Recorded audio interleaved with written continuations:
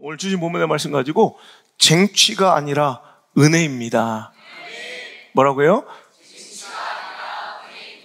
쟁취가 아니라 은혜입니다 라는 제목으로 하나님 말씀 증거하도록 하겠습니다. 다윗의 인생의 승리와 성공, 그 축복을 우리가 다 부러워합니다. 그럼 그 축복만 바라볼 것이 아니라 그 축복과 성공과 인생의 승리가 어디서부터 비롯되었는지를 우리는 배워야 한다는 것입니다. 이제 광야의 시절이 끝났고요, 드디어 다윗이 왕이 됩니다. 정말 우리 1절부터 한번 5절까지 읽어볼까요? 시작. 이스라엘 모든 지파가 헤브론에 이르러 다윗에게 나와 이르되 보소서 우리는 왕의 한 골육입니다. 전에 곧 사울과 우리의 왕이 되었을 때 이스라엘을 거느려 출입하게 하신 분은 왕이시었고 여호와께서도 왕에게 말씀하시기를 네가 내 백성 이스라엘의 목자가 되며 네가 이스라엘 주권자가 되리라 하셨나이다 하니라. 이에 이스라엘 모든 장로가 헤브론에 이르러 다윗의 왕이 헤브론에서 여호와 앞에 그들과 언약을 맺으며 그들을 다윗에게 기름을 부어 이스라엘 왕으로 삼으니라. 다윗이 나이가 30세에 왕에 올라 40년 동안 다스렸으되 헤브론에서 7년 6개월 동안 유다를 다스렸고 예루살렘에서 33년 동안 온 이스라엘과 유다를 다스렸더라. 아멘. 다윗이 드디어 이스라엘 왕이 되었습니다. 헤브론에서 7년 반을 또 그리고 예루살렘에서 온 유다와 이스라엘을 33년 동안, 즉 40년 동안을 왕이 되어 이제 이스라엘을 통치하는 그런 우리가 아는 다윗 왕의 역사가, 축복이 이제 시작되었다는 것이죠. 여러분, 하나님께도 인정받아 기름 부음을 받고 사람들, 백성에게도 인정받아 그들에게 기름을 부어 또 그들의 인정과 권위를 인정받아 오늘도 왕이 되는 이스라엘의 왕, 우리가 너무나 잘 아는 다윗의 축복의 이야기입니다. 그런데 오늘 이 성경에서 다윗이 이렇게 축복을 받고 승리하고 성공하는 그 비결, 그 원인을 아주 간단하게 한마디로 밝혀주고 있습니다. 자, 6절부터 9절까지는 그가 여부스 사람들에게 시온 산성을 빼앗아 다윗성을, 즉 예루살렘을 예루살렘, 즉 신앙의 심장부 하나님의 성으로 만들고 오늘도 그것을 쟁취하는 내용이 9절까지 나오고요. 그 다음에 바로 이어지는, 자, 다윗이 이스라엘의 왕이 되고 또 누구도 건들지 못하고 정복하지 못했던 여부스의 그 시온산을 정복하여 다윗성을 만들고 정말 이렇게 멋지게 승승장구하는 이 모습을 9절까지 그리다가 그 10절 한마디로 그의 강성함과 축복과 승리의 비결을 한마디로 밝히는 것이 오늘 본문의 말씀이에요. 다시 한번 읽어볼까요? 시작. 만군의 하나님 여호와께서 함께 하시니 다윗이 점점 강성하여 가니라. 아멘. 만군의 하나님 여호와께서 그와 함께 계시니 당연히 다윗이 점점점 어떻게 되어간다? 강성하여 지더라는 거예요. 한마디로 하나님이 다윗 편이 되어주시니, 하나님이 다윗과 함께 계시니, 하나님이 오늘도 다윗을 지켜주시니 다윗은 당연히 강성하여지고 오늘도 다윗은 축복의 삶을 살 수밖에 없었다는 거예요. 여러분, 한마디로 하나님께서 다윗 편이 되어주신 거예요. 아니, 다윗이 하나님의 편에 선 거예요. 그래서 그와 함께 만군의 여호와 하나님과 함께 그가 동행하였더니 그가 모든 것에서 승리를 누리고 점점점 강성하여지는 참 부러운 인생을 살았다는 거예요. 우리가 다윗의 인생의 승리와 축복을 부러워한다면 우리는 무엇을 또한 부러워해야 돼요? 하나님께서 그와 함께 계시는, 하나님께서 함께 계시는 사업장, 하나님께서 함께 계시는 가정, 하나님께서 함께 하신 내 자녀들의 진로가 된다면 그도 결론은 똑같아요. 하나님께서 그와 함께 계시니, 하나님께서 그 사업장과 함께 계시니, 하나님께서 그 교회와 함께 계시니, 하나님께서 그 사역과 함께 계시니, 하나님께서 그 자녀들의 인생과 함께 계시니 그가 점점점 강성하여지더라. 이것이 여러분의 가정과 자녀들의 인생의 결론과 결말되기를 주의 이름으로 축복합니다. 저는 이 말씀 시리즈, 여러분, 이 또 쓰여지는 책을 통해서 믿음의 사람들의 승리의 비결, 신앙적 성공의 법칙을 우리가 다 배웠으면 좋겠습니다. 다윗의 승리, 다윗의 강성함의 비결, 다윗의 경쟁력이 무엇인가라는 거예요. 우리가 수많은 다윗이 이길 수밖에 없었던, 승리할 수밖에 없었던 이유들을 성경 속에서 계속 찾아봤지만 누가 뭐래도 다윗의 제1경쟁력, 다윗의 가장 강점은 뭐예요? 바로 하나님을 등에 업고 싸울 수 있었다는 거예요. 하나님을 등에 업고 싸우는 인생, 하나님을 등에 업고 하나님 편에서 오늘도 싸우는 인생, 이건 반드시 승리할 수밖에 없다는 거예요. 여러분의 가장 경쟁력은 무엇입니까? 여러분의 가장 큰, 여러분의 제1경쟁력은 바로 하나님이라고 고백할 수 있는 그런 인생 되기를 주의 이름으로 축원합니다. 여러분, 다윗은 늘 그랬어요. 여러분, 골리앗과 싸울 때 이건 말도 안 되죠. 누가 봐도 져야 되는 싸움이에요. 상황으로 보나 처지로 보나 형편으로 보나 가능성으로 보나 확률로 보나 누가 봐도 다윗은 골리앗과 게임이 안 돼. 근데 다윗에게는 경쟁력이 있다고요. 누구를 등에 업고 싸운다고? 하나님을 등에 업고 항상 하나님이 도와주신 인생이에요. 그러니까 그는 승리하고 강성해질 수밖에 없는 거예요. 그의 고백에도 그것이 드러납니다. 사무엘상 17장 45절에 다윗이 블레셋 사람에게 이르되, 즉 골리앗에게 이르되, 너는 칼과 창과 단창으로 내게 나오거니와 나는 만군의 여호와 이름, 곧 네가 모욕한 이스라엘 군대 하나님의 이름으로 내게 나아가노라. 그러니까 골리앗은 막강해 보이고 세상적으로는 승리할 수 있는 조건들을 다 갖춘 것 같아요. 그의 무기, 그의 경쟁력은 뭐예요? 그의 체격이고요, 그의 전술이고요, 그의 경험이고요, 그의 칼과 창과 단창이 그의 경쟁력이었다면 다윗은 하나의 무기를 가지고 가는 거예요. 네가 모욕하는 이스라엘 군대 하나님의 이름으로 나간다는 거예요. 즉 나는 칼과 창과 단창은 없지만 세상적으로는 승리할 수 있는 강성과 오늘도 형편은 너무너무 열악하지만 내 무기는 이거다. 만군의 여호와의 하나님의 이름, 만군의 하나님이 나의 무기다, 나의 경쟁력이다. 여러분, 이렇게 고백할 수 있는 인생들이 되시길 바랍니다. 여러분, 난 다른 거 없어, 다른 건 부족해, 그래 다른 것은 좀 뒤쳐져, 다른 건 좀 열악해, 하지만 나의 경쟁력은 하나님이다 라고 나 혼자 주장하는 것이 아니라 진짜 그런 인생 되신다면 여러분의 인생은 갈수록 강성해질 수밖에 없고요, 갈수록 승리할 수밖에 없고요, 이런 그 승리와 성공은 보장되어 있다는 거예요. 그 결론은 분명하다는 거예요. 승리일 줄 믿습니다. 축복일 줄 믿습니다. 그가 고백합니다. 오늘 여호와께서 너를 내 손에 넘기시니 내가 네 목을 베고 블레셋 군대의 시체 땅에 들짐승과 공중에 새들이 가지고 온 땅에 이스라엘 하나님이 계신 줄 알게 하겠고, 중요한 거예요. 전쟁은 누구한테 속한 거라? 하나님께. 전쟁은 여호와께 속한 것인즉, 이거 여호와의 구원하심이 그 칼과 창에 있지 않냐면 이 무리에게 알게 하겠다. 전쟁은, 그 성패는, 그 승리는 누구에게 걸려 있다고요? 결국 하나님이에요. 결국 여호와예요. 하나님이 어느 편이냐, 여러분, 하나님이 어느 편이냐에 따라서 그 승리는 여러분 거기서 결정나는 거지, 칼이 몇 개이냐, 창이 몇 개이냐, 얼마나 날카롭냐, 병거가 얼마나 많이 있냐, 이것이 아니라 과연 하나님은 어느 편을 들어주실 것인가, 어느 편의 손을 들어주실 것인가, 이게 승리의 관건이에요. 오늘도 다윗은 그 하나님을, 만군의 여호와 하나님을 등에 업고 살아간 인생이에요. 그러니까 그는 강성해질 수밖에 없었다는 거예요. 믿음의 승리의 법칙입니다. 하나님을 등에 업고 사십시오. 하나님 편 되십시오. 이 말씀을 2주에 걸쳐 전하려고 합니다. 우리 인생의 승리와 성공은 칼과 창에 달려있는 것이 아니라 오직 하나님께 달려있는 것, 즉 내가 쟁취하는 것이 아니라 그 승리 하나님의 은혜로 주어지시는 거예요. 내가 투쟁하는 것이 아니라, 여러분, 그 투쟁의 결과물이 아니라 하나님이 나를 향한 사랑과 긍휼의 열매가 바로 승리고 축복이라는 거예요. 내가 노력해서 받은 것이 아니라 하나님의 선물이라는 거예요. 믿으십니까? 그러니까 여러분, 우리가 보면 다윗은 굉장히 치열하게 막 싸우는 것 같아요. 막 미치도록 열심히 사는 것 같지만 결국 결론은 뭐냐면 네가 쟁취한 게 아니라는 거예요. 하나님의 은혜라는 거예요. 네가 노력의 결과물이 아니라는 거예요.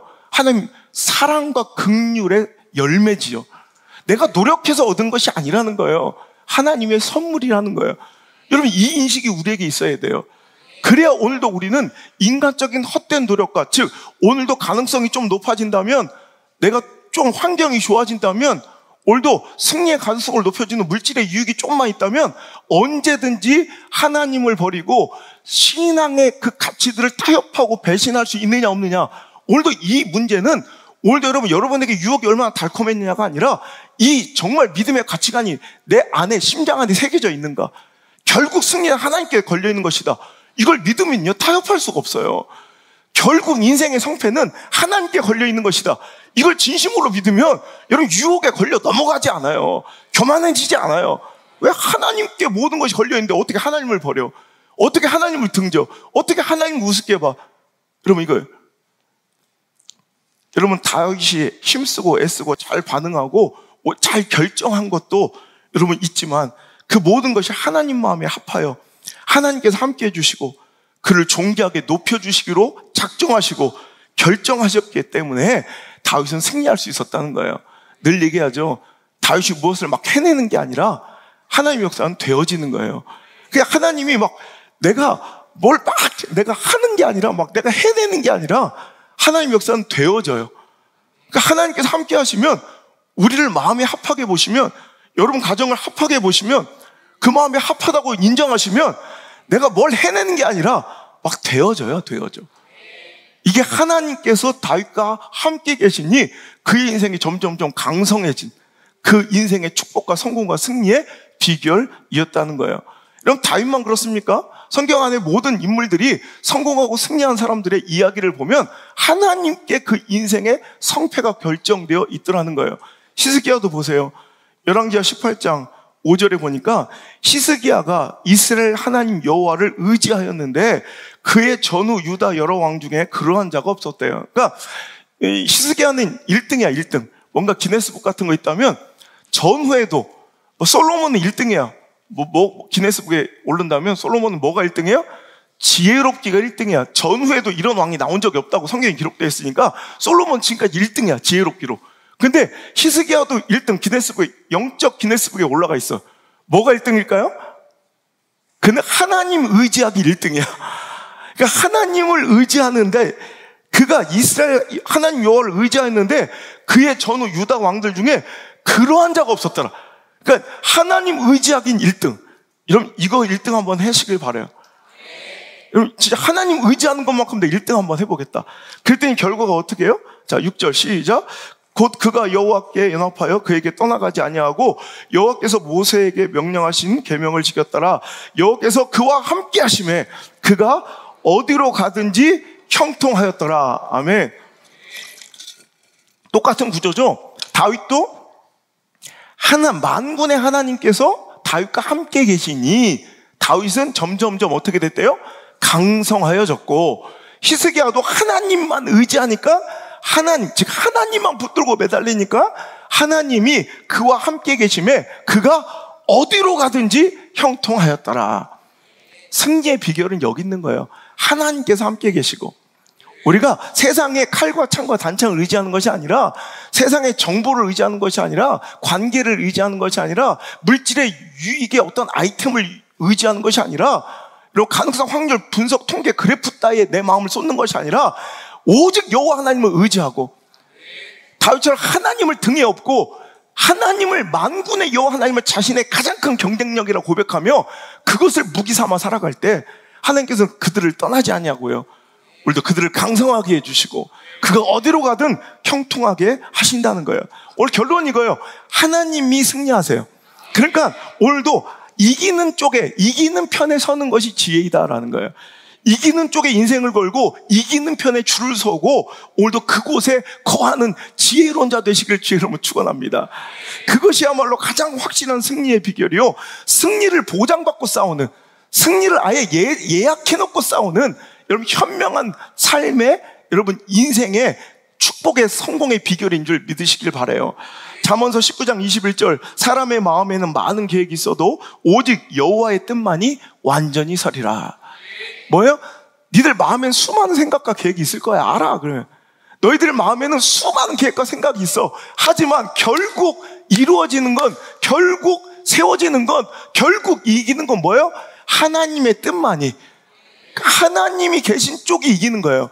세상엔 수많은 이야기들이 있고 계획이 있고 스케줄이 난무하고 여러 가지 의견이 분분해도 결국 하나님의 뜻만이 온전히 서실 줄 믿으시면 아멘.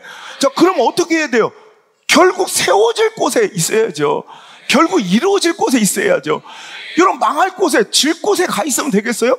지금 보면 누가 봐도 잘 될 것 같은데 결국은 망할 곳에 있으면 안 되잖아. 여러분 누가 봐도 이길 것 같지만 결국 패할 곳에 있으면 안 되잖아.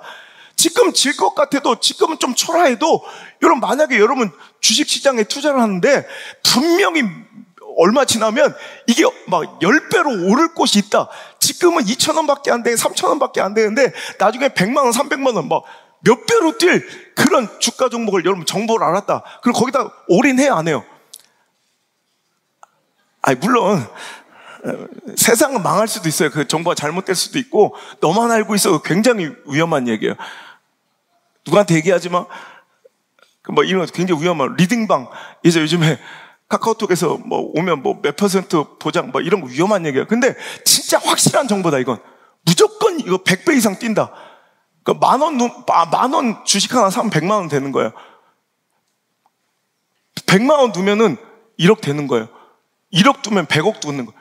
여러분, 한 달 안에 반드시 이루어져. 그럼 어떻게 할 거예요? 집 팔아야죠. 집 팔아야지, 진짜. 집 다 팔아야지. 컨테이너 잠깐 한 2달 살아. 그럼 100억 갖고 와 당당하게 살아요. 수영장 있는 집에. 그럴 거 아니에요. 확실하다면. 여러분 믿는다며. 봐봐. 사람의 마음에는 수많은 생각과 계획이 있어요. 근데 결국 이루어지는 건 하나님의 뜻이에요. 온전히 세워지는 건, 결국 승리하는 건 하나님의 뜻이에요. 그렇다면 우리는 어디에 올인하고 목숨 걸고 무엇을 붙잡아야 될지 분명하다는 거예요. 여러분, 지금 잘 될 것 같은 내 감정, 관계, 뭐 확률, 가능성, 통계, 분석 따위에 투자하는 것이 아니라 결국 이루어질 하나님 편에 서는 거. 여러분, 경제적으로, 투자적으로 띨띨한 걸로 치면 안우성만큼 띨띨한 사람이 없어요. 저는 아무것도 몰라요. 얼마 전에도 애들 이제 환전을 해줘야 돼서, 달러 환전 이런 거 저는 은행을 가본 적도 없으니까 너무 힘든 거예요. 도대체 뭘 어떻게 해야 될지도 얘기하는데 이건 외계어 같아. 이거 도대체 무슨 말인지. 그래서 우리 엄태수 피사를 데려갔어. 얘한테 얘기하세요. 네. 뭐라 말해, 샤샤샤. 근데 얘한테 얘기하세요. 전 어차피 얘기해도 몰라요. 그때 도대체 무슨 관계예요? 그러니까 갑자기 제가 제자입니다. 예? 은행 업무 보면서 제자 데리고 온 건 처음 봤대. 뭔 제자인가? 도대체 뭐 하시는 분이세요? 목소리 들으니까 뭐 좀 특별해 보이는데 제 목소리를 듣고 그러더라고요. 그래서 그때 갑자기 태수가 무슨, 난 저기 저 북조선의 주사파인 줄 알았어. 이분으로 말씀드리자면 막 그래. 양수 목교회 담임 목사시며, 대학교 부총장이시며, 온 방송가 베스트셀러 작가이시며, 오 할렐루야 막 이러면서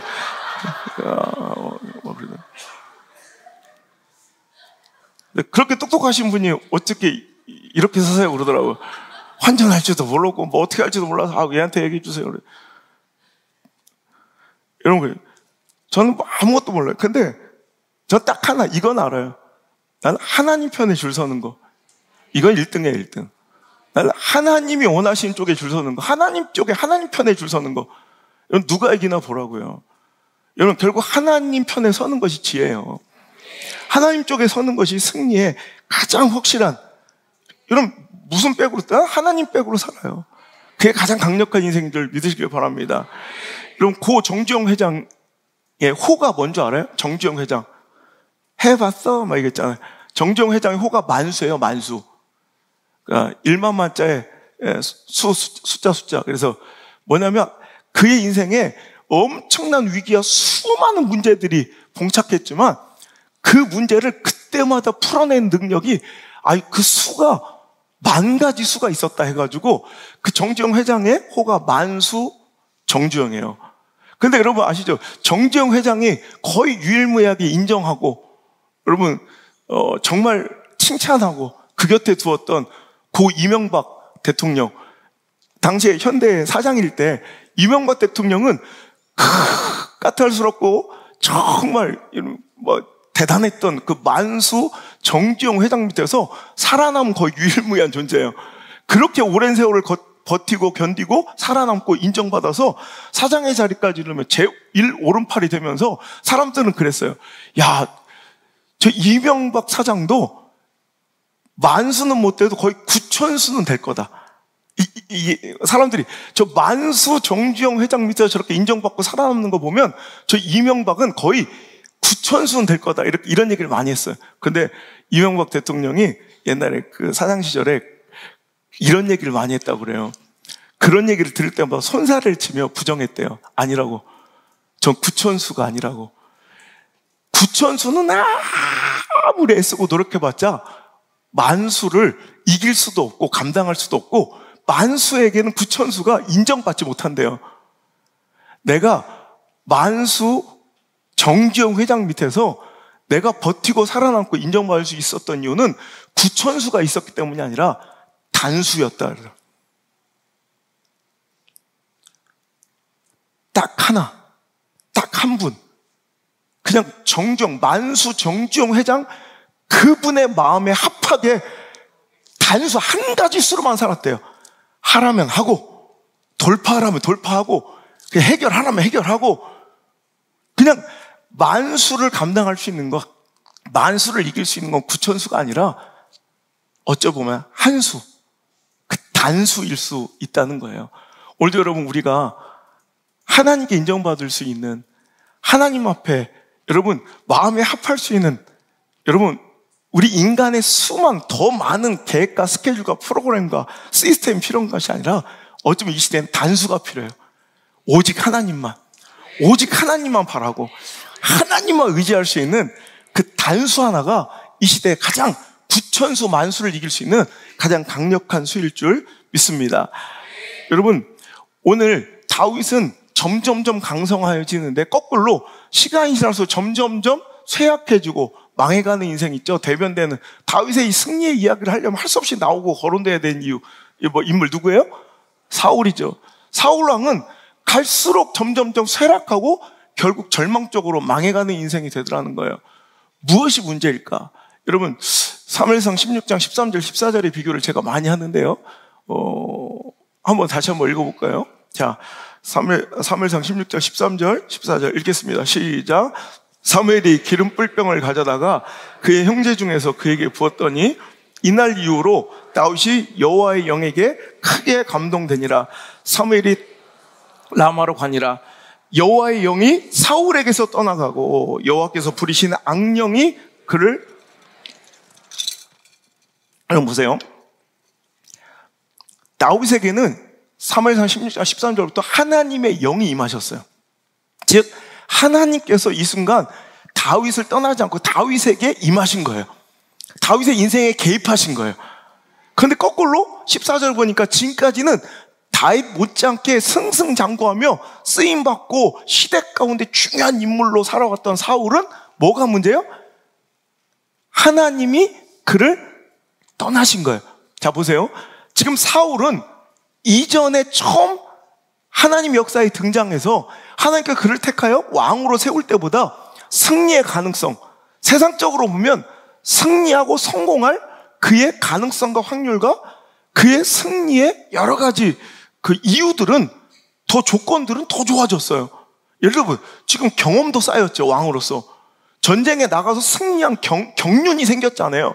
그러니까 전략으로 보나 경험으로 보나 또 왕의 권위와 정통성도 세워졌고요. 이제 주변 이런 자기 백그라운드도 수많은 사람들이 인정도 받고요. 자기 휘하의 부하들도 생기고 자기의 조직력도 강화됐고 군사력도 강화되고 어떤 면을 보아도 그는 승리할 가능성은 높아졌어요.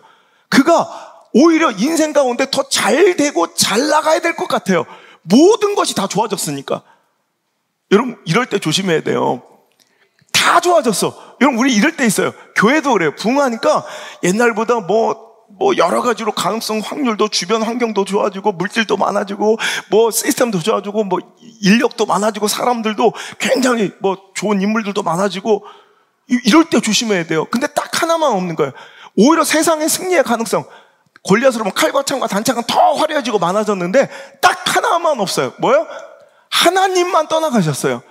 그러자 그의 인생은 완전히 망해 가더라는 거예요. 여러분 다윗은 아무것도 없어요. 그런데 하나님만 계세요. 그래도 점점점 강성해져요. 하지만 사울은 다 좋아졌어요. 승리의 가능성은 현저히 높아졌어요. 하지만 딱 하나님만 떠나가셨어요.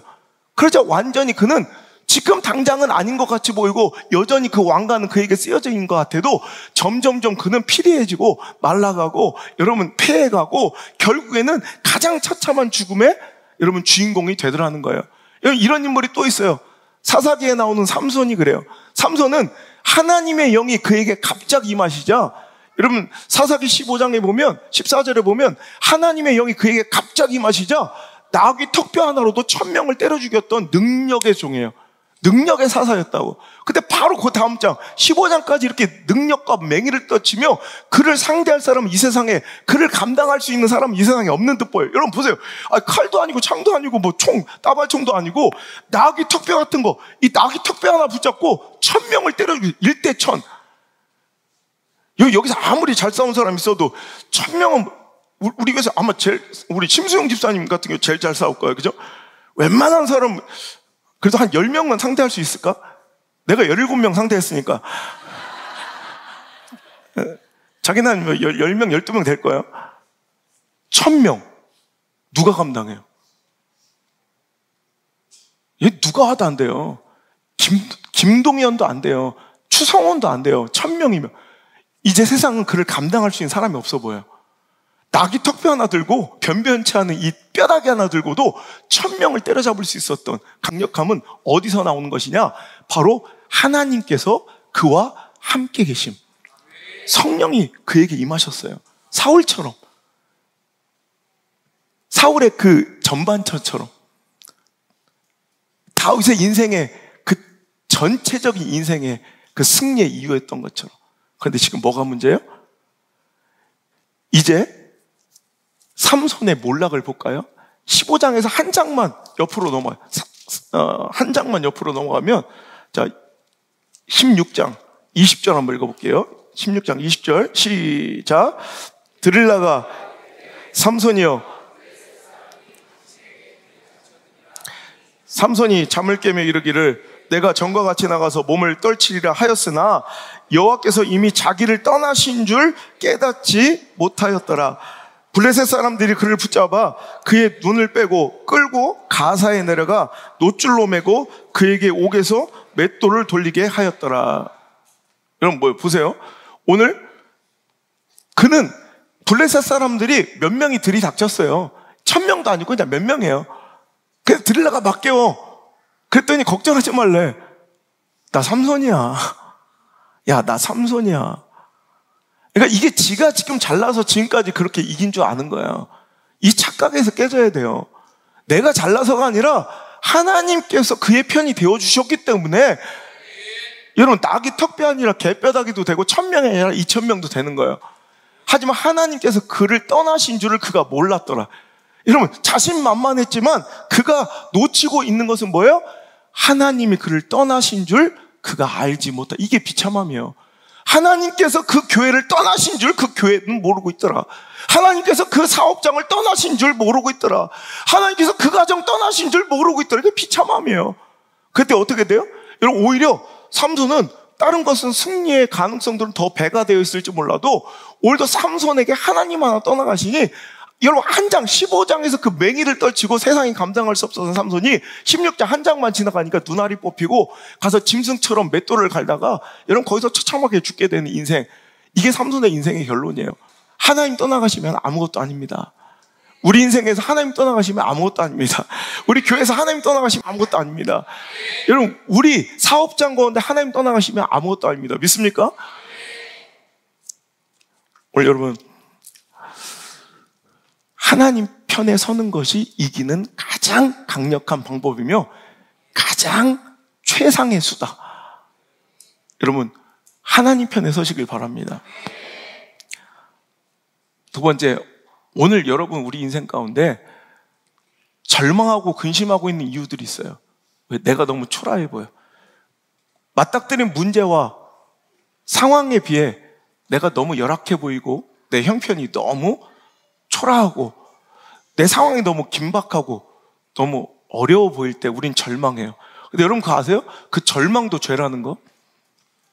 여러분 그 근심도 죄라는 거 아세요? 여러분 이게 불신앙의 모습이라는 거예요. 왜 그럴까요? 오늘 여러분 내가 약한 거지 우리 하나님 약하세요? 내가 다급한 거지 우리 하나님이 다급하세요? 내가 초라한 거지 우리 하나님이 초라하세요?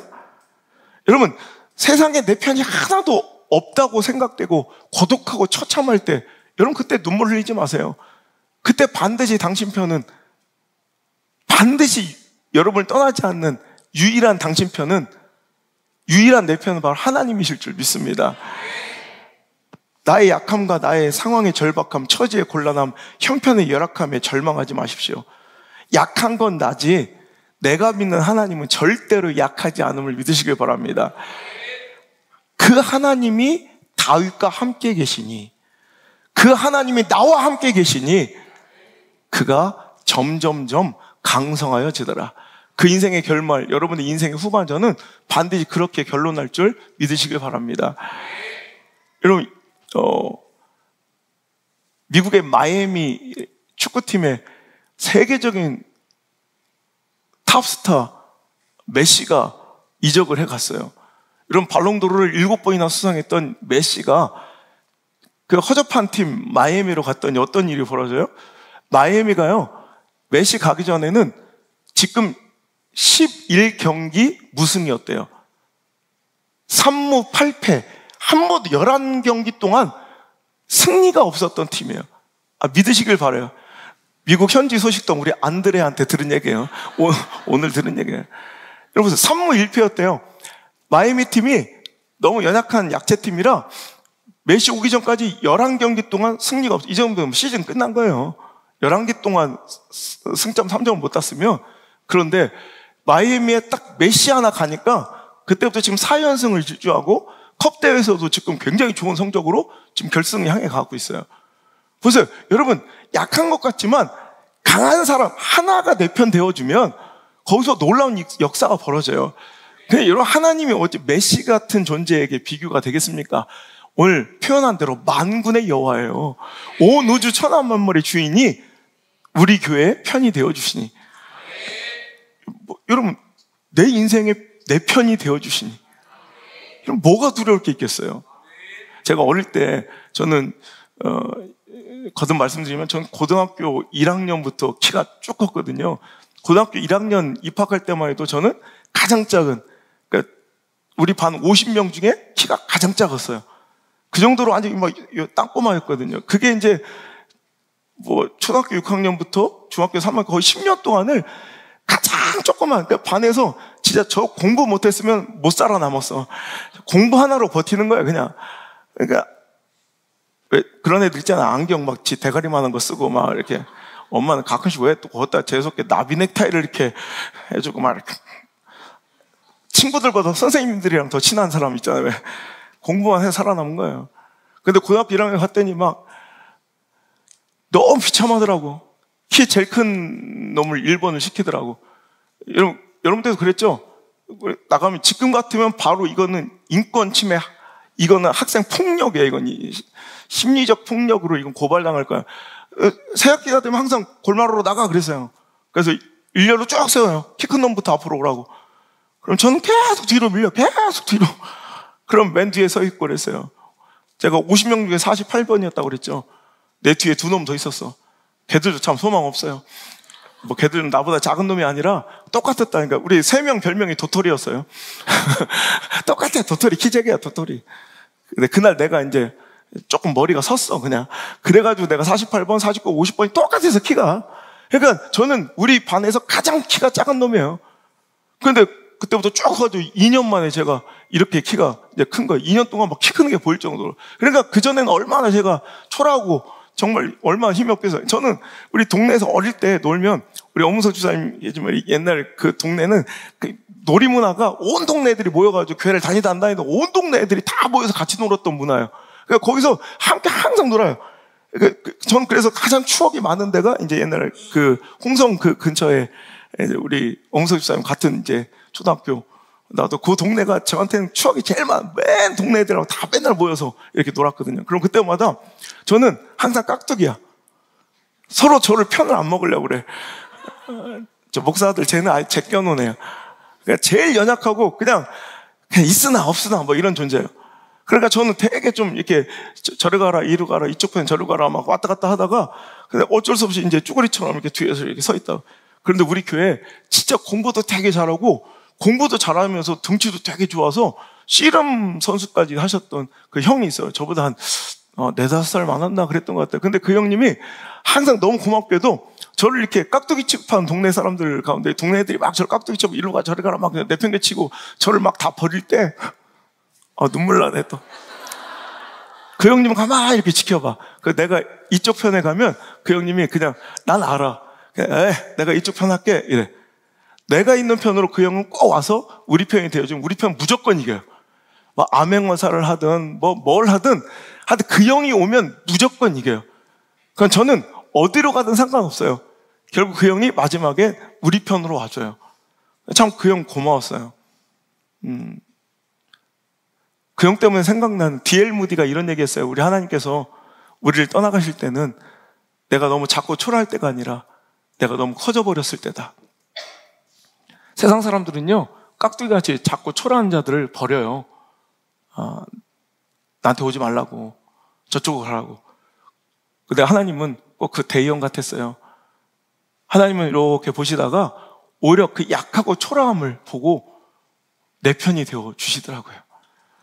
그래서 전 늘 이기는 편에 있었던 것 같아요. 그래서 제가 그때 다짐했어요.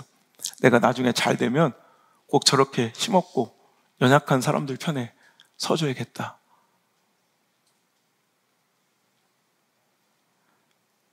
여러분,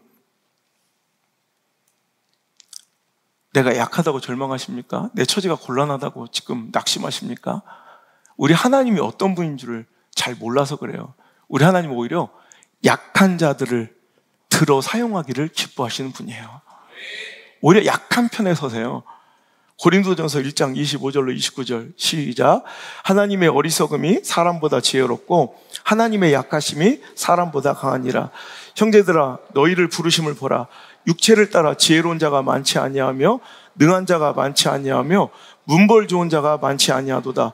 그러나 하나님께서 세상에 미련한 것들을 택하사 지혜 있는 자들을 부끄럽게 하려 하시고 세상에 약한 것들을 택하사 강한 것들을 부끄럽게 하려 하시며 하나님께서 세상에 천한 것들과 멸시받는 것들과 없는 것들을 택하사 있는 것들을 폐하려 하시나니 이는 아무 육체도 하나님 앞에서 자랑하지 못하게 하려 하심이라. 아멘. 성도를 보라는 거예요. 하나님이 쓰시는 자 가운데 지혜로운 자가 많지 않고, 이제 없다는 건 아니에요. 근데 지혜로운 자가 많지 않고 능한 자가 많지 않은 이유가 뭔지 아느냐? 하나님의 통치 스타일이 이렇다는 거예요. 하나님은 오히려 약한 자들을 들어 사용하시길 기뻐하시고요, 미련한 자를 택하여 사용하시길 기뻐하시고요, 천하고 멸시받는 자들을 오히려 사용하시기를 기뻐하신다는 거예요. 그래서 약한 자들로 하여금 강한 자를 부끄럽게 만드시고, 오늘도 미련한 자들을 택해서 지혜로운 자를 부끄럽게 만드시고, 천하고 멸시받는 자들을 들어 존귀함을 피하시고 그들을 존귀하게 세우시길 기뻐하신다면 우리는 지금 굉장히 소망 있는 자들이에요. 우리는 연약하기 그지없고요, 천하기 그지없고요, 약하기 그지없고요, 멸시받는 인간들 아니에요. 그런데 하나님은 오히려 그럴듯하고 뭔가 그럴싸한 인생들을 들어 사용하시는 것이 아니라 이렇게 약한 자들을 들어 강한 자들을 이기게 하시고 미련한 자들을 택해서 지혜로운 자를 부끄럽게 만드시고 오늘도 멸시받고 천한 자들을 존귀하게 높이셔서 오늘도 존귀함을 패하게 만드시는 분이 우리 하나님이시라면 우리에게도 지금 소망이 있는 줄 믿습니다. 그러니 우리는 낙심하고 절망하고 두려워할 필요가 없다는 거예요. 여러분, 내가 약한 거지 우리 하나님, 내가 믿는 하나님은 절대로 약하지 않음을 여러분 믿으시길 바랍니다. 우리 하나님 약한 자들을 위로하시길 기뻐하세요. 데살로니가전서 5장 14절에 여러분, 또 형제들아 너희를 권면하노니 게으른 자들을 권계하여 시작. 마음이 약한 자들을 권계하며 마음이 약한 자들을 격려하고 힘이 없는 자들을 붙들어 주며. 이렇게 하나님은 어떤 걸 원하세요? 약한 자들을 위로하고 여러분 힘 없는 자들을 붙들어 주기를 기뻐하시고 원하시는 우리 하나님이신 줄 믿으시길 바랍니다. 그렇다면 우리의 약함은 절망의 이유가 아니라 오히려 하나님이 내 편 되어주시고 오히려 하나님께서 나의 삶의 문제에 개입하시려는 굉장히 큰 통로와 기회로서 우린 바라볼 줄 알아야 돼요. 제가 늘 얘기하지만 복음서에 나오는 예수님의 말씀 가운데 예수님의 심령의 그 마음의 불쌍함, 긍휼히 여김, 뭔가 애틋함, 이런 것이 표현될 때는 반드시 그 뒤에 우리가 그렇게 놀랍도록 바라고 원하고 우리가 꿈꾸는 기적들이 선물로 주어지더라는 거예요. 예수님께서 불쌍히 여기시면, 여러분 복음서 보세요. 자, 마태복음만 대충 봐도 여러분 예수님께서 불쌍히 여기시면 눈먼 자가 눈을 떠요. 마태복음 9장에 눈먼 자가 눈을 뜨고 귀신이 떠나가고 병든 자와 약한 것들이 고침을 받았어요. 또 많은 병자들이 예수님께 불쌍히 여김을 받으면 많은 병자들이 고침을 받아요. 마태복음 14장에.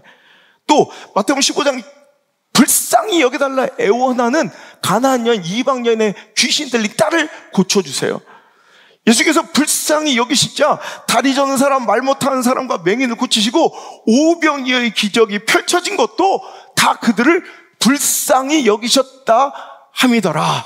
하나님께서 불쌍히 여기실 때 오병이어의 기적이 터지고요. 하나님 불쌍히 여기실 때 다리 저는 자가 고침을 받고요. 모든 장애인들이 고침을 받고요. 병든 자가 나음을 입고요. 귀신이 떠나가고요. 눈먼 자가 눈을 뜨고요. 놀라운 기적과 이사들이 어디서 펼쳐져요?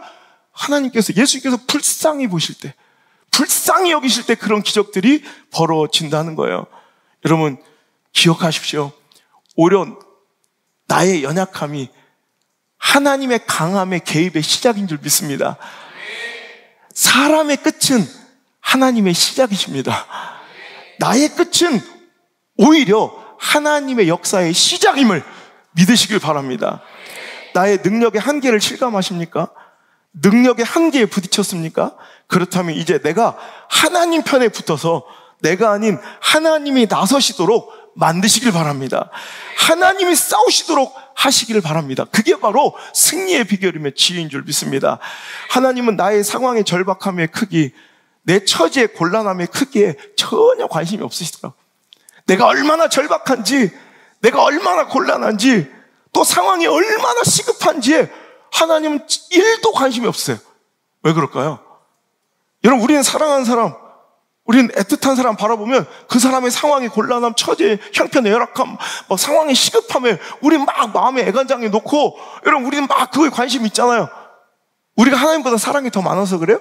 아니죠. 하나님 우리를 사랑하지 않으셔서가 아니라, 여러분 우리가 하나님보다 사랑이 많아서가 아니라 우린 연약함의 표현이에요. 우리가 어쩔 수 없으니까, 우리가 나 또한 약하니까, 나 또한 열악하니까 그 열악함의 크기가 대단해 보이고, 곤란함의 크기가 대단해 보이고, 시급함의 크기가 너무 대단해 보이는 거예요. 하지만 하나님, 우리가 믿는 하나님은 너무 크신 분이에요. 우리 하나님 너무 위대하신 분이에요. 우리 하나님 너무 광대하신 분이에요. 그분이 보기에는 우리의 시급함은 시급함도 아니에요. 우리의 곤란함은 곤란함도 아니야. 하나님께는, 하나님 우리를 사랑하지 않아서가 아니라 하나님은 너무 크고 위대하신 분이라, 만군의 여호와 하나님이시라 우리의 형편의 곤란함, 상황의 열악함, 우리 처지의 막 시급함이 하나님께는 전혀 시급함으로, 곤란함으로, 열악함으로 느껴지지 않는다는 거예요. 여러분, 필립스 브룩스, 영국의 성경 번역자이며 위대한 설교가였던 필립스 브룩스는 굉장히 막 약간 이렇게 감정적이고 되게 다혈질인 사람이었어요.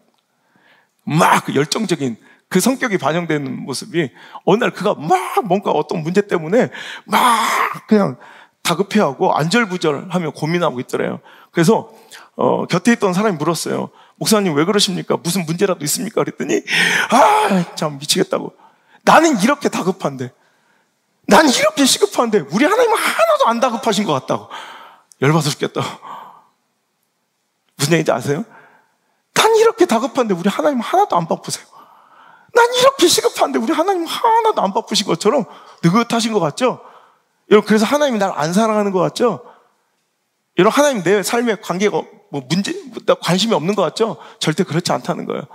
하나님이 날 사랑하지 않으셔가 아니라 하나님 너무 크신 분이라, 하나님 너무 능력 있는 분이라, 위대하신 분이라 우리의 연약함, 우리의 열악함, 우리의 곤란함, 우리의 시급함 따위가 하나님께는 한 개도 문제가 되지 않다는 거예요. 하나님이 우리 편이 되어주시는 순간 그 문제는 일시에 끝나요. 여리고성이 허물어지는 그 일시에 우리의 문제는, 그 심각한 문제는, 그 처절한 환경은 일시에 무너지고 홍해처럼 갈라질 줄 믿으시길 바랍니다. 여러분, 제가 요즘에 여호수아를 여호수아서를 계속 묵상해요. 계속 1장부터 24장 계속 끝까지 읽었다. 처음부터 돌고. 여호수아서를 계속 묵상해요. 거기서 나온 인사이트가 이거예요. 오늘 말씀의 제목이에요. 여호수아가 여러분 이스라엘 백성 이끌고 가나안을 정복할 때 정말 여러분 여호수아서를 보면 처절하고 막 치열하게 싸워가요. 그래서 여호수아는 자칫 잘못 읽고 해석하면 사람의 막 처절한 투쟁과 쟁취의 현장이고 막 엄청난 싸움과 투쟁의 결과처럼 보여요. 막 열심히 싸워가고 막 이 전쟁 저 전쟁 여리고성 함락하고 아이성 함락하고 막 지금 북벌도 정복하고 막 아모리 족속들과 싸우고 막 계속해서 막 싸워가는 굉장히 피 튀기는 노력과 쟁취 현장적으로 보이지만 아니더라. 읽으면 읽을수록 가나안은 쟁취가 아니라 하나님의 은혜였구나. 내가 싸우는 내가 뭔가 하는 것처럼 보여도 그건 내 노력이 아니라 하나님의 선물이셨구나. 내 투쟁의 결과물이 아니라 하나님의 긍휼과 사랑의 열매였더라. 이것만 깨닫게 되는 거예요. 여러분 우리 여호수아서 한번 볼까요? 제가 여호수아서를 요즘에 여호수아서 쭉 딱 요단강 건널 때부터 그래요. 요단강을 건넜어요. 가자마자 4장에 보면 길갈에서 기념비를 세워요. 12돌을 가져다가. 그것 또한 뭐예요? 이 모든 것이 하나님이 하셨다는 고백이고 선언이고 그 대대손손 자녀들에게 그거 기억하게 남기라는 거예요. 5장 가면 할례를 받아요. 여러분 할례가 뭐예요? 지금 당장 가나안 정복 전쟁을 펼치고 칼을 들고 나 싸워야 되는데 할례는 아시거냐? 남자들이 표피를 베는 오늘날의 포경수술 같은 거예요. 움직일 수 없고 전투력을 완전히 상실하는 거예요. 그런데 그 중대하고 위중한 순간에 다 남자들이 전체가 다 할례를 받는 건 내가 싸우는 게 아니라는 거예요. 하나님께 전적으로 의지하고 맡기겠다는 선포예요. 여러분 또 6장에 가면 여리고성을 함락해요. 거기도 여러분 인간적인 방법과 노력으로 여리고성을 박살내고 무너뜨렸습니까? 아니죠. 전적으로 하나님을 의지하는 훈련을 시키는 거예요. 묵묵히 집 다물고 도는 거예요. 그냥 묵묵히 7일 동안 도는 거예요. 그럴 때 하나님께서 시간이 되고 때가 되시면 봐봐 내가 하는 거야. 완전히 그들이 침묵하고 들라지 않고 인간적 술수와 인본주의 방법을 쓰지 않을 때 하나님께서 단박에 허물어뜨려 주신다는 거예요. 하나님이 하셨다는 선포예요. 여러분 그런데 또 7장에 가니까 그들이 보기엔 굉장히 우스워 보였던 아이성의 함락을 실패해요. 뭐야? 아무리 네가 볼 때 네 실력을 할 수 있을 것 같아도 네 능력을 할 수 있을 것 같아도 네가 하려면 아이성조차 정복할 수 없는 게 네 수준이야. 우리의 한계를 보여주시는 거예요. 그리고 바로 8장에 가면 아이성을 함락하고 정복하는 모습을 통해서도 결국 하나님이 하시는구나 이거를 가르쳐 주시는 거예요. 여러분 10절 볼까요? 우리 10장 볼까요? 10장. 자, 10장에 보면 5절에 보면 아모리 족속 5 왕들이 예루살렘 헤브론 왕, 야르뭇 왕, 라기스 왕과 에글론 왕이 함께 모여 자기들의 모든 군대를 몰고 이제 기브온을 치러. 즉 기브온은 이스라엘과 화평과 화친을 맺은 그런 족속이에요. 그러니까 그들이 그 배신자를 처단하겠다고 그 강력한 아모리 족속의 5 왕들이 여러분 기브온을 치러 올 때 이제 가나안을 정복하고 있었던 여호수아는 군대를 이끌고 그들을 도우러 가서 아모리 족속 5 왕과 싸워요. 자, 그때 여러분 이것도 이 역사 10장 이 역사도 하나님이 하셨다는 거예요. 여러분 보면 막 여호수아가 치열하게 막 이스라엘 백성들이 칼을 들고 막 치열하게 싸우는 것 같지만 결국 하나님이 하신다는 거예요. 8절 보세요. 시작. 그때 여호와께서 여호수아에게 이르시되 그들을 두려워하지 말라. 내가 그들을 내 손에 넘겨주었으니 그들 중에서 한 사람도 너를 당할 자가 없으리라. 결국 누가 해주시는 거예요? 하나님이 넘겨주시는 거예요. 자, 11절 보세요. 시작. 그들이 이스라엘 앞에서 도망하여 베토론의 비탈길에 내려갈 때 여호와께서 하늘에서 큰 우박덩이를 아세가에 이르기까지 내리시며 그들이 죽었으니 이스라엘 자손의 칼에 죽은 자보다 우박에 죽은 자가 더 많았더라. 보세요. 그러니까 오늘 그들이 노력하고 애써서 승리한 게 아니라 우박을 내리시는데 사람이 칼로 죽인 것보다 그 우박으로 죽인 하나님이 처리하신 것이 훨씬 더 많다는 거예요. 하나님이 하신다는 고백이에요. 또 13절 태양이 머물고 달이 멈추기를 백성이 그 대적의 원수를 갚기까지 하였느니라.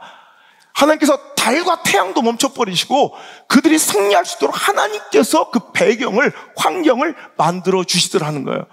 내가 칼을 잡고 내가 승리하고 있는 것 같아도 결국 그 모든 것이 다 하나님 손에서 이루어지고 있다는 것을 보여주시는 장면이에요. 여러분 30절 보세요. 시작. 여호와께서 또 그 성읍과 그 왕을 이스라엘 손에 붙이신지라 칼날로 그 성읍과 그 중에 모든 사람을 쳐서 멸한 한 사람도 남기지 아니었으니 그 왕에게 행한 것이 여리고 왕에게 행한 것과 같았더라. 보세요. 여호와께서 그 성읍을, 그 왕을 이스라엘에 넘기셨기 때문에 이 승리가 가능해졌다는 거예요. 42절 시작. 이스라엘 하나님 여호와께서 이스라엘을 위하여 싸우셨으므로 여호수아가 이 모든 왕들과 그들의 땅을 단번에 빼앗으니라. 누가 싸우셨으므로? 이스라엘 하나님 여호와께서 이스라엘을 위하여 싸워주셨기 때문에 승리했다는 거예요. 여러분 11장도 마찬가지예요. 11장 가보면 하솔왕 야빈이 이제 가나안 북방 왕들이 또 연합해서 오늘도 이 이스라엘 백성을 치러 와요. 그럴 때 6절 읽겠습니다. 시작. 여호와께서 여호수아에게 이르시되 그들로 말미암아 두려워하지 말라. 이맘때 내가 그들을 이스라엘 앞에 넘겨주어 몰살시키리니 너는 그들의 말 뒷발에 힘줄을 긋고 그들의 병거를 불사르라 하니라. 오늘도 걱정하지 말래요. 하나님께서 그들을 네 손에 넘겨줄 거래요.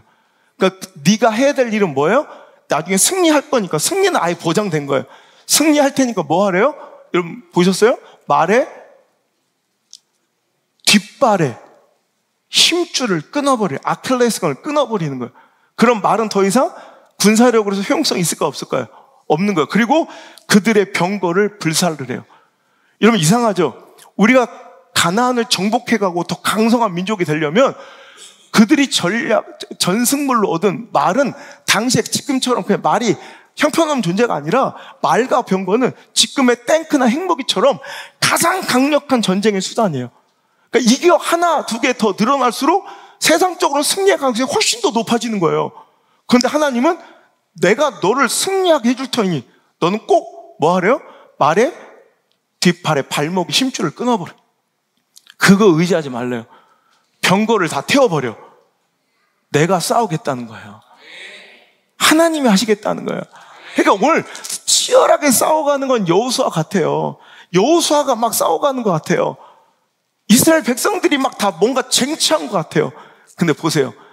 구절구절 속에 숨어있는 것은 가나안의 정복은 내 약속의 성취이며 쟁취가 아닌 은혜이며 노력의 결과가 아닌 하나님의 긍휼과 사랑의 선물이라는 걸 누누이 얘기하고 넌 투쟁하고 네가 쟁취해내는 것이 아니라 나의 선물을, 내가 주는 선물을 받으라.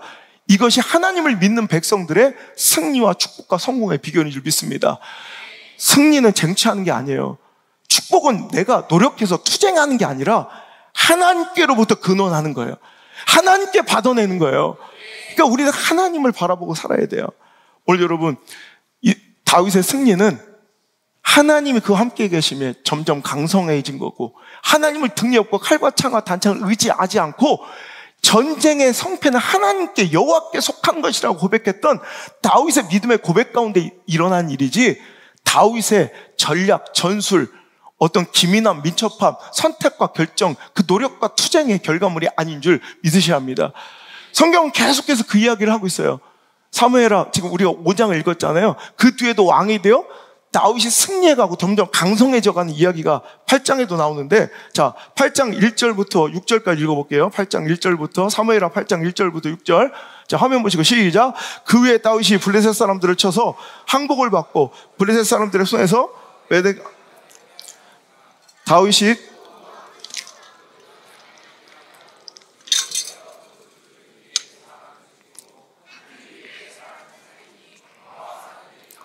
종들이 되어 조공을 드리래요. 로베 아들 소바왕 하닷에셀이 자기 권세를 회복하려고 유발하데 강으로 갈 때 다윗이 그를 쳐서 그에게 마병 1700명과 보병 2만 명을 사로잡고 병거 100대 말만 남기고 다 발에 힘줄을 끊었더니 다메섹이 아람 사람들의 소바왕 하닷에셀을 도우러 온지라. 다윗이 아람 사람 2만 2천 명을 죽이고 다윗이 다메섹 아람의 수비대를 두매 아람 사람이 다윗이 종이 되어 조공을 바치니라. 다윗이 어디로 가든지 여호와께서 이기게 하시니. 아멘. 지금 엄청난 승리의 전과들이 여러분 막 전승의 기록들이 있죠. 어마어마한 승리예요.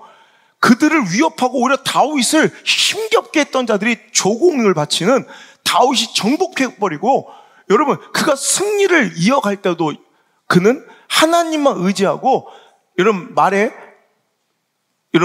뒷발에 힘줄을 다 끊어버리는 거예요. 그랬더니 하나님만 의지하고 하나님만 등에 업고 싸우니 그가 어디로 가든지 여호와께서 그를 승리하게 하시고 이기게 하시고 강성하게 하셨다. 자, 그 7절부터 쭉 또 그가 막 여기저기서 조공을 받아 은과 금을 막 받는 장면이 쭉 나와요. 그 다음에 11절부터 한번 또 이어서 읽어볼게요. 11절부터 시작. 다윗 왕이 그것도 여호와께 드리되 그가 정복한 모든 나라에서 얻은 은, 금, 곧 아람과 모압과 암몬 자손과 블레셋 사람과 암말렉에서 얻은 것들과 오바왕 르홉의 아들 하다데셀에게서 노력한 것과 같이 드리니라. 다윗이 소금 골짜기에서 에돔 사람 18,000명을 쳐 죽이고 돌아와서 명성을 떨치니라. 다윗이 에돔의 수비대를 두되 온 에돔의 수비대를 두니 에돔 사람이 다 다윗의 종이 되니라. 다윗이 어디로 가든지 여호와께서 이기게 하셨더라. 누가 이기게 하신 거예요?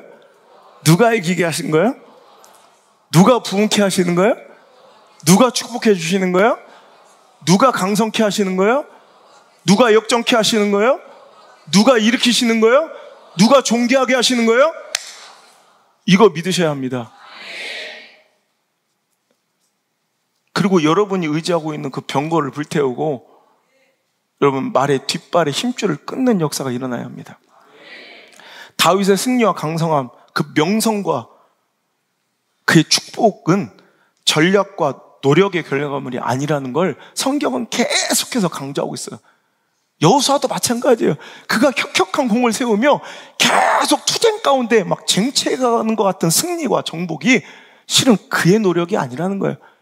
여호와 하나님께서 그 손에 넘겨주시고 그에게 붙여주시고 보이는 거 보이지 않는 것에 하나님께서 역사하시고 하나님께서 도와주시니 그런 일들이 일어나고 있었다는 거예요. 이것을 바라볼 수 있는 영적 눈이 열려야 할 줄 믿습니다.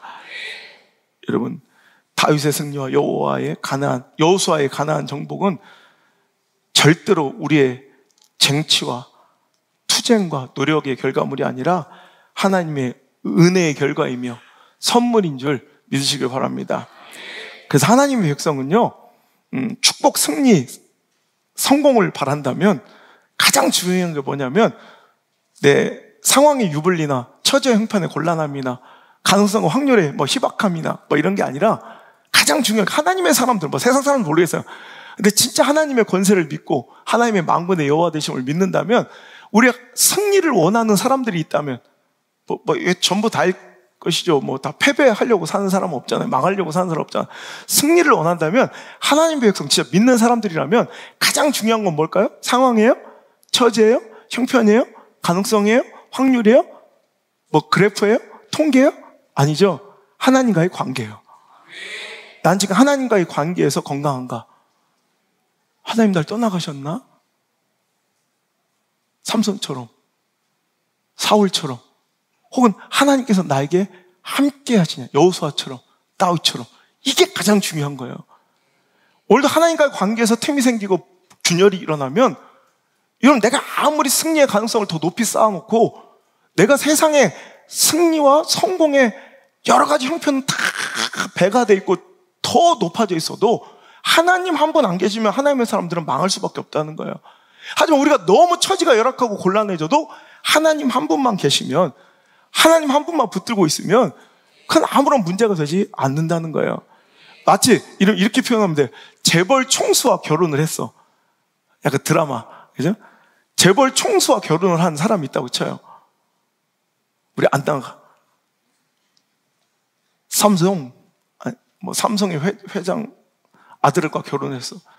그럼 이번에 지하철이 1,500원으로 오른데, 버스비가 300원 오른데, 기름값이, 경유값이 당분간 한참 뛴데, 전기세가 여름에 에어컨을 90분 이상 나갈 거면 끄고 가고 90분 안 나갈 거면 키우는 거가 나는 게 좋대.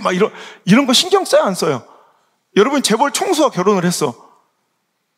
그럼 여러분 그 안에는 전기세를 오르건 지하철 요금이 라면값이 오르건 경유값이 뛰건 안 뛰건 이런 거 신경 쓰여야 안 써요. 딱 제일 중요한 건 그 재벌 총수와의 관계만 중요한 거예요. 그 관계만 유지되면 그는 어떤 근심과 걱정도 할 필요가 없다는 거예요. 여러분, 그럼 우리는 묻고 싶은 거예요. 당신은 무엇을 근심하고 걱정하며 지금 마음을 쏟고 있는가? 당신 무엇을 가장 두려워하고 무엇을 가장 근심하고 무엇을 가장 걱정해요? 혹시 무엇을 먹을까, 무엇을 마실까, 무엇을 입을까, 이런 지극히 세상적이고 육체적이고 생존적인 근심과 걱정이 많이 있지 않습니까? 그럼 믿지 않는 자의 이방인들의 근심이래요. 마태복음 6장 31절, 32절. 그러므로 염려하여 이르기를 무엇을 먹을까, 무엇을 마실까, 무엇을 입을까 하지 말라. 이는 다 이방인들이 구하는 것이라. 너희 하늘 아버지께서 이 모든 것이 너에게 있어야 할 줄 아시느니라. 재벌 총수의 아내야, 기름값 오를까, 라면값 오를까, 지하철비 오를까, 에어컨을 끄고 나갈까, 외출로 하고 나갈까, 뭐 이런 거 근심하지 말라. 가장 중요한 것은 재벌 총수와의 관계니라. 이 얘기예요. 똑같은 거예요. 오늘도 여러분, 우리는 하나님을 믿는다 하면서, 그의 백성이라 하면서 우리의 근심은 이렇게 지극히 육체적이고 세속적이고 또 뭐예요? 생존적 근심과 걱정에 머물러 있어요. 이번 달 월세 낼 수 있을까? 이번 달 이자 낼 수 있을까? 월급 줄 수 있을까? 이번에 대학 들어갈까 안 들어갈까? 이런 승진할 수 있을까 없을까? 이런 생존적 육체적인 이런 세속적인 근심과 걱정에 머물러 있어요. 진짜 중요한 건 우리에게는 나는 하나님께 붙들려 있는가? 하나님 날 떠나가셨는가? 떠나가시 않았는가? 이게 두렵고, 이게 가장 걱정되고, 이게 가장 근심되고, 이게 가장 궁금해야 되지 않겠습니까? 진짜 하나님 믿는다면, 진짜 하나님 믿는다면, 이게 그 하나님의 위대하신가, 존귀하신가, 그 능력을 진짜 믿는다면 이게 제일 두려워야 될 텐데. 근데 우리는 그런 게 하나도 안 두려워. 그런 근심, 걱정도 안 해. 당장 눈앞에 떨어진 세상의 평판과 당장 감당해야 될 이렇게 물질적 이런 처리해야 될 일들과, 그러니까 세상적이고 세속적이고 생존에 관련된 근심과 걱정으로 오늘도 가득해서 살고 있는 저 여러분 아니냐는 거예요. 여러분, 하나님과의 교제, 하나님과의 관계가 우리의 가장 큰 제1의 근심과 걱정되어야 합니다. 가장 큰 관심거리와 고민되어야 합니다. 왜? 그분이 우리를 떠나가지만 않으시면 여러분, 우리는 아무리 나약하고 아무리 곤란하고 아무리 열악하고 아무리 뜰뜰하고 아무리 무지해도 하나님께서 붙들어 주시고 점점 강성하게 해주실 줄 믿기 때문입니다. 제가 오늘도 그래요. 내 노력과 의지로 설교하는 거라면 실은요, 내가 벌써 이거 4주 전부터 준비해 놓은 거예요. 어저께 막 몇십 번을 내고 그냥 준비한 거대로 그냥 읽고 정보를 전달할 거면 아무것도 아니에요. 근데 하나님이 하셔야 되는 건 줄 아는 거예요. 하나님이 임하셔야 되는 줄 아는 거예요. 너무 두렵고 떨리는 거예요. 오늘도 여러분 여기 올라오기 전에 여러분 거짓말이라고 할 거예요. 내가 여기 8시에 와서 여기 9시 50분에 올라오기까지 사무실에서 제가 설사만 5번을 하고요. 화장실 소변만 10번도 넘게 봐요. 너무 긴장되고 두려워서. 여러분, 이것은 하나님께서 나와 함께 계실 것, 하나님께서 날 떠나가시면 어떨까? 하나님께서 날 붙들어 주셔야겠다는 여러분, 그 간절한 소망과 열망 가운데 여러분, 당연히 솟아나는 이 걱정과 염려고 두려움이에요. 여러분, 내가 인간적으로는 모든 준비, 여러분 앞에서 인간적인 여러 가지 경과, 준비로 뭔가 해야 된다면 이건 아무것도 아니에요. 근데 하나님께서 나와 함께 계시기를 간청하는 그 두려움이 오늘 20년이 됐는데도 조금도 변하지 않는 거예요. 이것만큼 난 진짜 자신 있어요. 여러분, 무엇이 두려워서 여러분은 막 설사를 하고 막 긴장하고 그래요? 하나님 떠나가셔도, 은혜 없어도, 기도 안 해도 전혀 안 두렵죠? 하나님 안 믿는 거야. 당신 하나님 안 믿는 거야. 돈 몇 푼 떨어지면 안달복달 하죠? 이자 못 내면 막 미칠 것 같죠? 당신 그거 믿는 거야. 여러분, 하나님 믿으시길 바라요. 내 인생에 가장 두려움은 하나님 떠나가신 거예요. 그럴 때 안달복달 막 진짜 안절부절 죽을 것 같이 아프고 힘든 거. 여러분, 이게 바로 하나님 손에 붙들려 하나님 편 되어 사는 사람들의 모습이라는 거예요. 여러분, 마태복음 7장에 다음 주에 또 계속 이어서 말씀 드리겠지만, 여러분, 집에 관련된 예수님의 말씀이 나와요. 반석 위에 지은 집과 모래 위에 지은 집의 비교가 나오는데, 지난주처럼 태풍이 불면 딱 티가 난대요. 태풍이 딱 불어닥치니까 반석 위에 세운 집은 그 풍파와 창수에서 잘 버티고 견디며, 모래 위에 지은 집은 그 바람에 다 완전 허물어져 없어진다는 거죠. 오늘 여러분, 이 두 집에 대한 비교는 집을 어떤 설계로, 내진 설계를 얼마나 잘했는지, 얼마나 견고하게 졌는지, 콘크리트 속에 보이지 않는 철근을 몇 개 빼먹었지 안 빼먹었지 막 이런 문제가 아니더라는 거예요. 집을 얼마나 견고하게 잘 졌는지의 문제가 아니라 어디에 졌는지를 중요하게 생각하라는 거예요. 반석과 같은 하나님께 지은 집이 돼야, 그런 인생이 돼야 안전하다는 거지, 너 더 열심히 견고하게 네 집 잘 져봐라가 아니라는 거예요. 이건 똑같아요. 시편 1편에 복 있는 사람, 그는 시냇가에 심은 나무처럼 철을 따라 열매맺으며 그 잎사귀가 마르지 않은 것 같으니 그가는 모든 이다 형통하리로다. 무슨 얘기예요? 여러분, 네 종자가 얼마나 좋은지, 어떤 품종의 나무를 심었는지가 중요한 게 아니라는 거예요. 네가 어디에 뿌리 내리고 어디에 심겨졌는지가 중요하다는 거예요.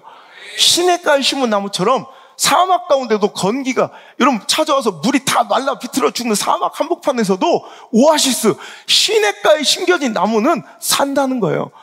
종자가 연약하고 형편없고 품종이 아무리 비리비리해도 시냇가에 심은 나무가 산다는 거예요. 무슨 얘기인지 아시겠어요? 어느 편에 있느냐, 어디에 뿌리 내렸느냐가 중요하지.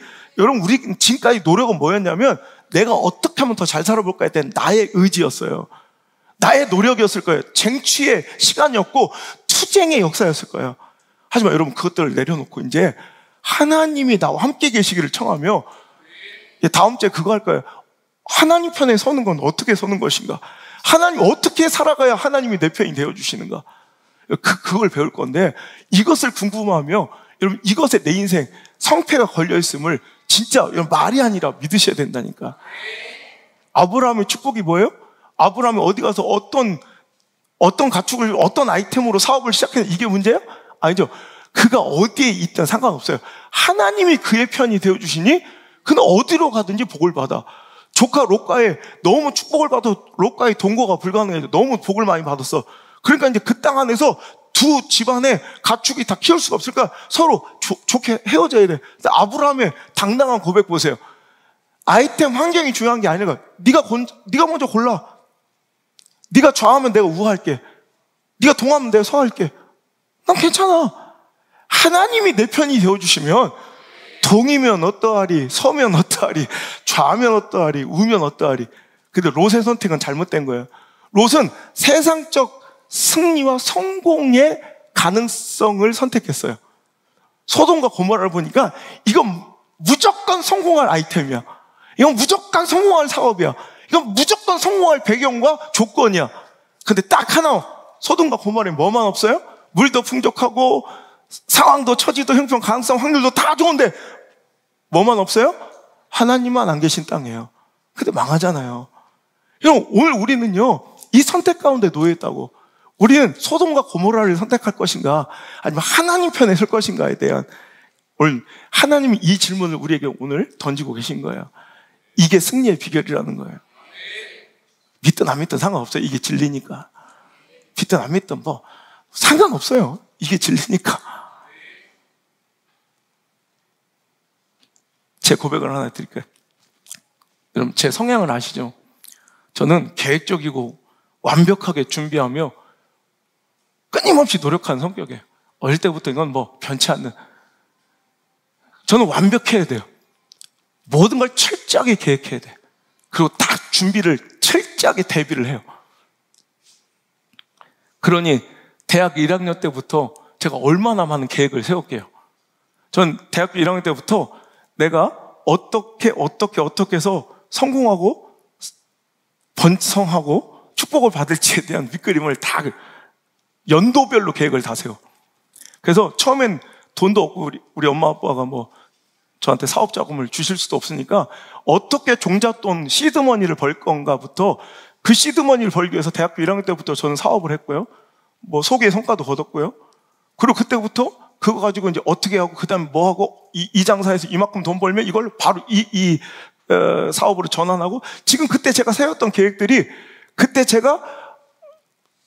내가 찍어놨던 아이템들이 지금 막 잘 되고 있는 사업들이에요. 그때부터 막 계획했대요. 그런데 안 되더라고.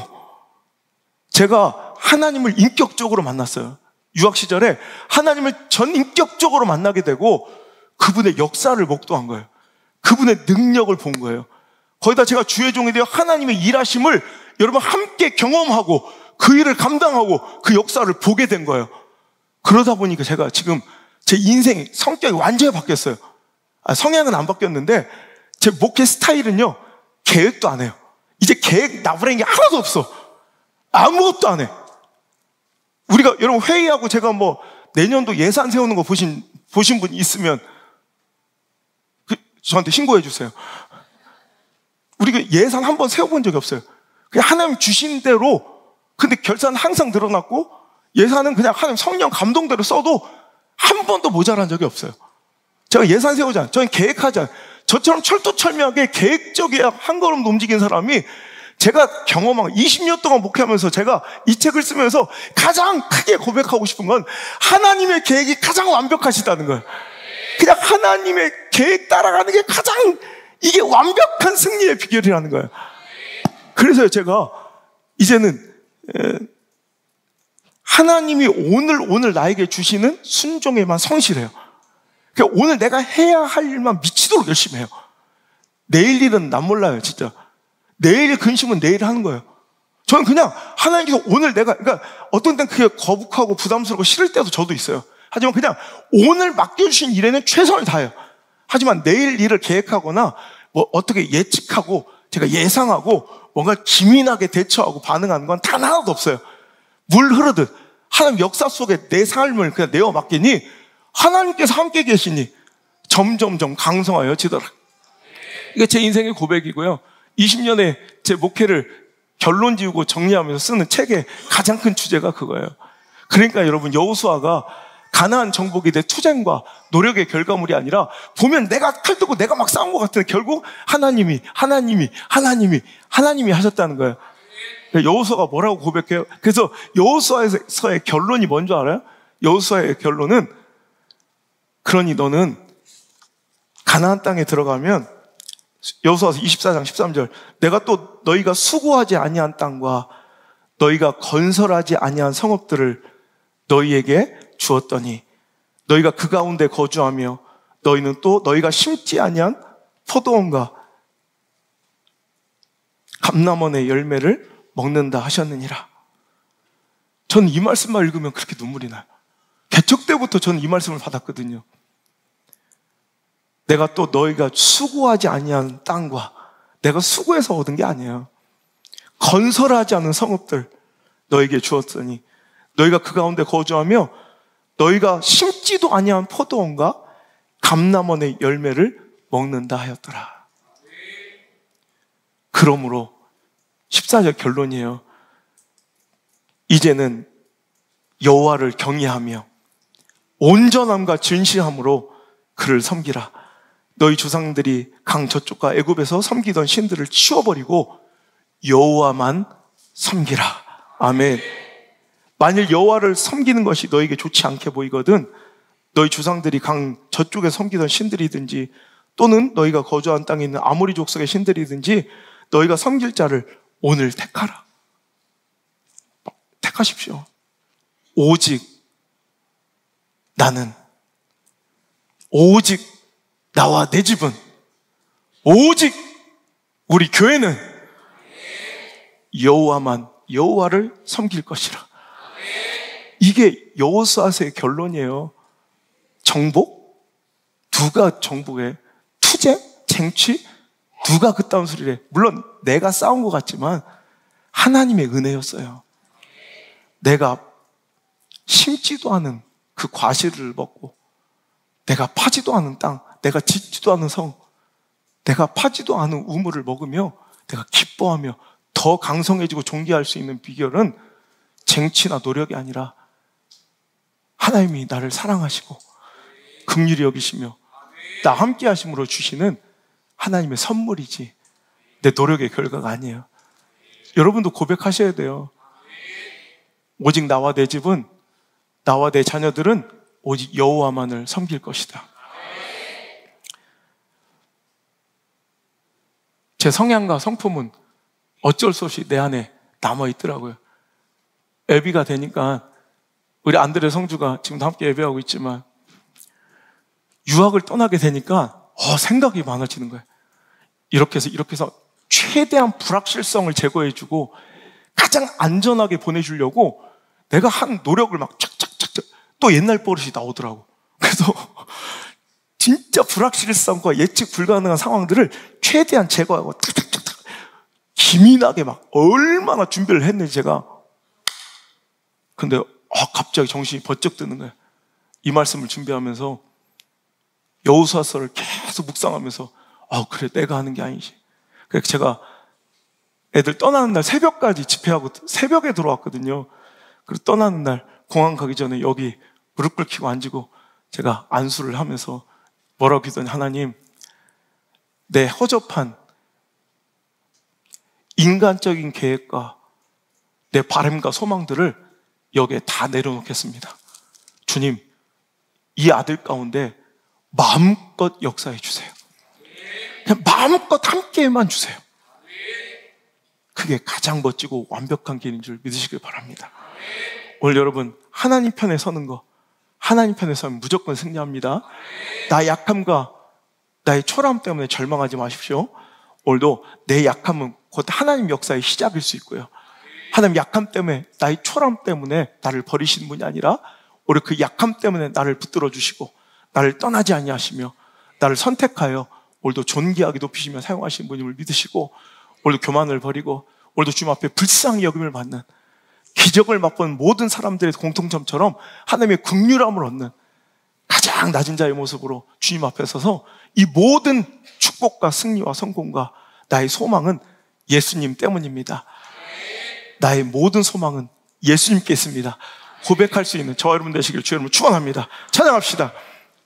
세상의 가치를 의지하지 않고, 세상의 말과 병거를 의지하지 않고, 세상의 칼과 창과 단창을 의지하지 않고, 세상의 확률과 가능성을 의지하지 않고, 세상의 처지와 상황에 의지하지 않고, 관계와 감정에 휩쓸리지 않고, 오직 주만, 오직 주만, 오직 주만 믿는 하나님의 백성 되게 하여 주옵소서.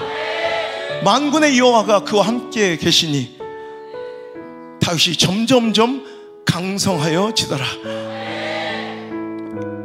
여호와께서 이스라엘과 함께 계시니 그들이 어디로 가든지 승리하고, 히스기야가 여호와만 의지할 때, 여호와 하나님만 믿을 때 그가 어디로 가든지 승리하였던 것처럼 오늘도 우리가 하나님과 동행하며 그 능력을 등에 업고 하나님 편에 서서 승리를 누리는 귀한 주님의 백성들, 승리를 예약하고 싸우는 지혜로운 백성들 될 수 있도록 축복하여 주옵소서.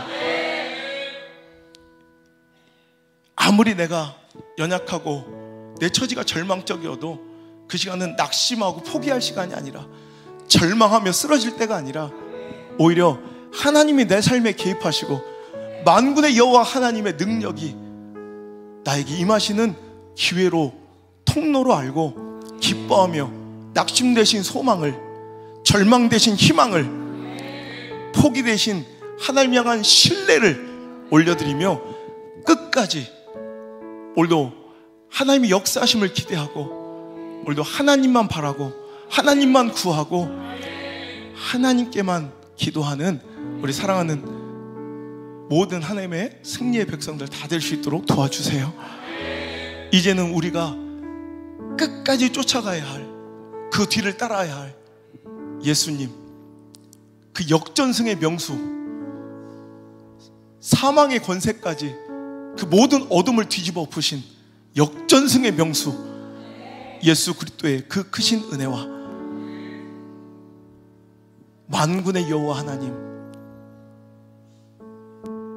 나의 편이 되어 주시기를 기뻐하시며 약한 자를 포기하거나 버리지 못하시고 꺼져가는 등불, 상한 갈대 같은 나를 오늘도 꼭 붙들고 계신, 세상이 나를 등지고 다 떠나가도 유일하게 내 편 되어주시는 내 아빠 아버지 하나님의 그 크고 놀라우신 사랑과, 나를 고아처럼 과부처럼 내버려 두지 아니하시고 나를 지키시며 나를 도우시며 내 손을 꼭 붙들고 그 승리의 길을 함께 가자 하시는 보혜사 성령님의 그 따뜻한 위로의 손길이 오늘 이 자리에 나와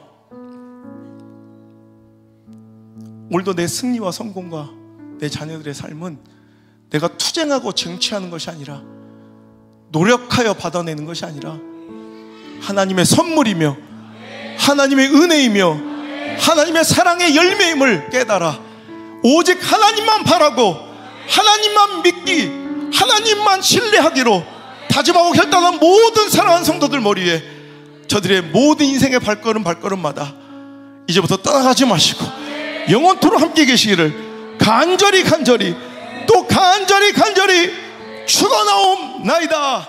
아멘.